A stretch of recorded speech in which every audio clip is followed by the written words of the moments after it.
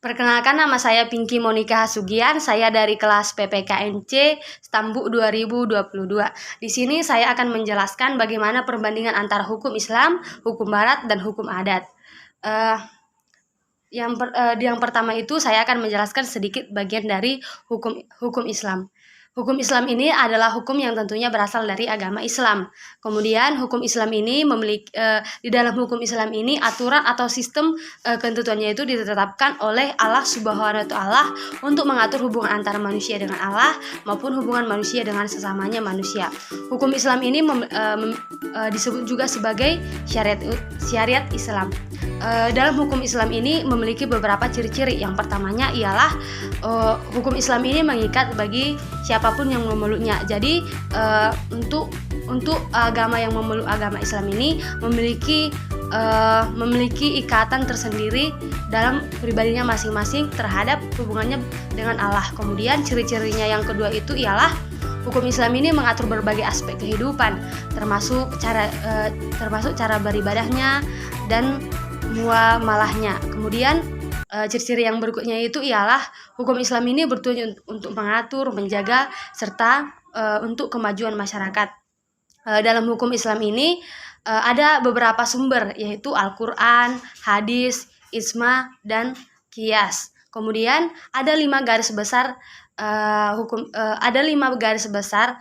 hukum Islam ini. Ada 5 macam secara garis besar, yaitu wajib, sunnah, mubah, makruh, dan haram.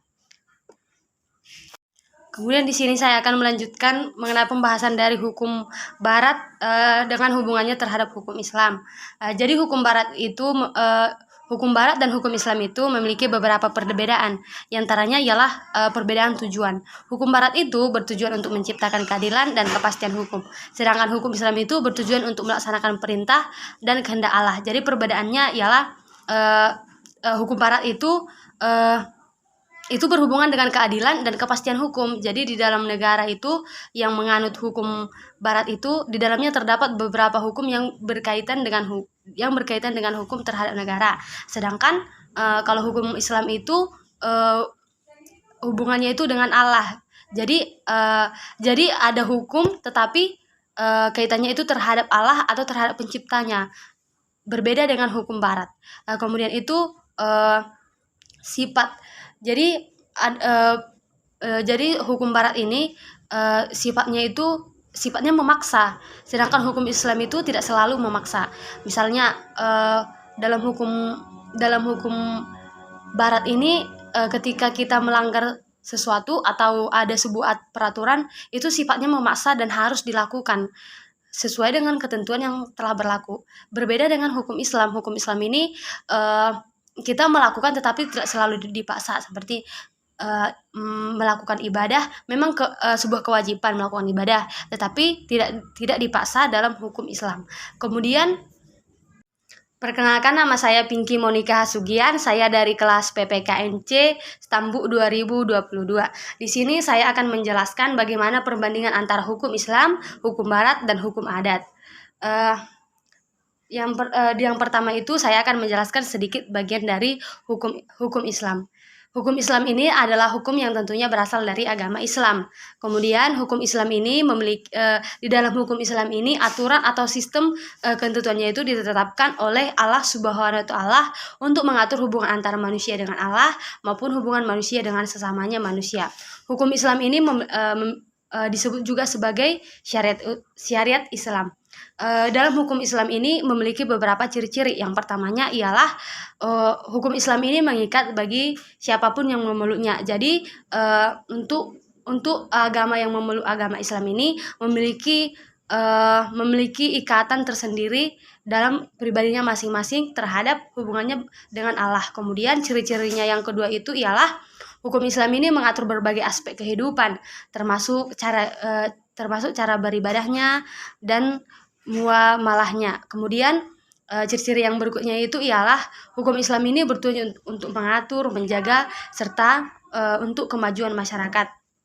Dalam hukum Islam ini ada beberapa sumber, yaitu Al-Quran, hadis, ijma, dan qiyas. Kemudian ada 5 garis besar ada 5 garis besar.